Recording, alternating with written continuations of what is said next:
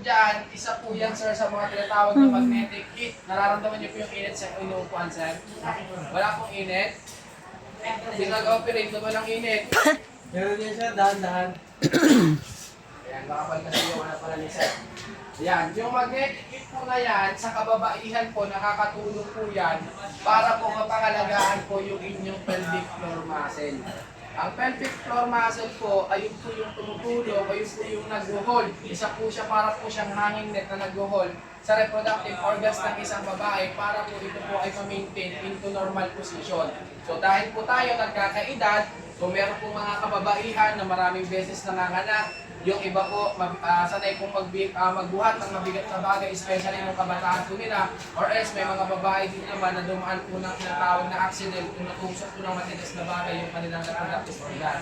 So ayun po yung mga nagiging main causes bakit ang isang babae nagkakaroon po ng mga problem sa kanilang po mga reproductive organs, especially po yung urinary incontinence.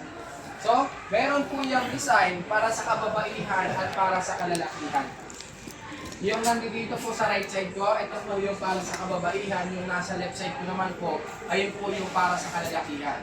So para ma-idea kayo, ini-improve po niyan yung reproduction functions ng isang kababaihan po, ng mga kababaihan, pinapangalagaan po yung vulva, vagina, cervix, uterus, fallopian tubes, para at the same time yung ovaries po para ilayo po sa mga common disease na kagaya po ng itching, odor, inflammation, dryness, sagging pain, secretion, disordered cysts, at marami pa pong iba, kasama po yung internal and external hemorrhoids. Both side, babae, lalaki, nakakaranas po yung iba kapag mayroon pong problem sa kanila pong mga reproductive organs. At the same time, kung mapapansin niyo po ito, naalala ko, ay, reseta pa.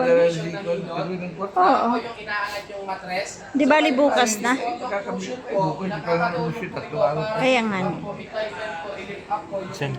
Para maibalik po ito into normal position. Bukas na Hindi po kayo makaranas ng tinatawag na urinary incontinence. Sa kababaihan po yan ha. Ang urinary incontinence, ayun po, yung urinary incontinence po, ayun po yung unexpectedly urinary flow.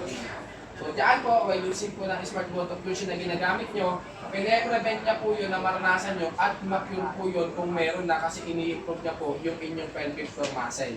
So para naman po sa ating mga kalalakihan, lahat po tayong mga kalalakihan, meron po tayong prostate. Ang iniiwasan lang po dyan, yung ating prostate pagkaroon ng enlargement. Tama po ba, sir? Ang iniiwasan po tama dyan, yan. yung ating prostate, Ito yun, pagkaroon ng hindi ito. prostatitis. So ang ginagawa po dyan, sir, ng smart bottle fusion, ito naman po yung design para po sa atin. Kung ayan po yung ginagamit Hindi. dyan, kasi po itong bukas. hindi po namin pinapagamit dyan kasi Bukas. yung pagkamali po dyan ng upo. Tama po, baka magkaroon ng problema, magreklamo po, no? Kaya ayan po yung pinapagamit po muli. Kasi ito po, i-explain po ito ng maayos. Kanina po, lalo sa mga baby customer, yung mga nandun sa loob. So, yan sir, sa ating mga kalalakihan, pinapangalagaan niya po yung ating main penis, testes, prostate. At the same time po, inilalagay po tayo sa prostatitis, enlargement ng prostate, pagka-decrease po ng sexual functions po natin, at marami pa po iba. So dyan sir, when using energy electric, yung na-observe po kanina, at saka po yung energy wave, dyan kasi sa totally ginagamit talaga rin yan, so use of time, 30 minutes.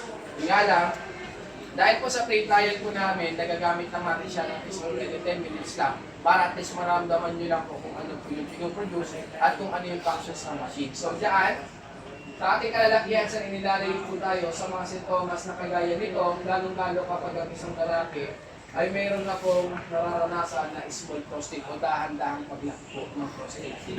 Ayan. Yung iba, umiihi po sila ng 7 to 8 times sa gabi, pati po mga asawa po nila napupuyat, nakakabangon-bangon po nila. Then yung iba naman, kabaligtaran naman, yung dati pag umihi, bumabanda-banda pa sa pader, kayo po halos tulog na lang, nababasa na po yung pantalon at nagkakaroon po ng fishy odor. Then yung iba naman po, yung tuwing iihi po sila, danas na danas po nila yung kihingi kasi hindi na po sila umaabot sa toilet. Then yung iba naman po, halos kalahating oras na po na nakatayo sa toilet, hinihingal na po, pero hindi po mailabas-labas yung ihi po nila, alam po nila na puno na yung pantog nila. Ayun po yung mga senyales na isang lalaki ay meron na pong small prostate. So bukod dyan sir, yung iba naman kapag umiinit, yung nakakaranas ng endless urine po, yung uncomfortable o yung tinatawag na urinary breathing. Yung umiihi sila sir, ang tagal nila sa bowl, paputol-putol yung ihi nila. Sige po mami, balik kayo may bukas ha. Wala. small, dalawa. Paki-out mo nga sir. Yun ang tutulog. Tapos, may pasok mo na kayo dun. Mabalik ko din. Bayad na bayad eh. Oo, bayad na. Dito yung receipt. Eh, kanino kayo nagbayad? Sige, kahit na ako na kayo. Tapos yung iba naman po sir, kapag umihi, meron na pong pain problem na nararanasan. Ibig sabihin po, ayun po ipakita na po talaga sa prostatitis. So, yan po, may using po ng energy wave, tsaka yung mitosis wave yung dumadali po, tumutulong po yun para i-improve yung ating reproductive organs, at the same time makapag-function po natin ng maayos. So, marami pa talaga dapat akong i-explain po sa inyo, kaso nga lang, kulang na kulang kasi yung oras po natin. But by tomorrow, kung makakabalik kayo ma'am and sir, no? Malapit lang po ba kayo dito, sir? Sa buhay na uwi. Hindi na up lang po. Malapit lang naman pala. Punta kayo sa working pa sir, no? Kaya, pwede ang open time pa namin, 10 a.m.